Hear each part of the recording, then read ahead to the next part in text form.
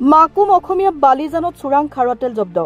আজি পুৱতি নিশা মাকুম আৰক্ষী থানাৰ আৰক্ষীৰ দলে অভিযান চলাই অসমীয়া বালিজান দত্ত চাহ বাগিচাৰ সমীপত অইল ইণ্ডিয়া লিমিটেডৰ তেল পৰিবেশী পাইপত চোৰাংভাৱে ট্ৰেপিং কৰি খাৰুৱা তেল উলিয়াই থকা অৱস্থাত জব্দ কৰিবলৈ সক্ষম হয়। অভিযানৰ সময়ত আৰক্ষীয়ে কোনো ব্যক্তিক আটক কৰিবলৈ সক্ষম নহল যদিও খাৰুৱা তেল ভৰ্তি 50 লিটাৰ 5টা গিলান মুঠ 250 লিটাৰ খাৰুৱা তেল আৰু 50 লিটাৰ 6টা খালী গিলান লগতে এটা 200 লিটাৰ খালী ড্ৰাম সহ ব্যৱহৃত বহু সামগ্ৰী জব্দ কৰে। উক্ত স্থানত দীৰ্ঘদিনৰ পৰা খাৰুৱা তেলৰ চোৰাং বেহা চলি আছিল বুলি জানিবলৈ পৰা গৈছে।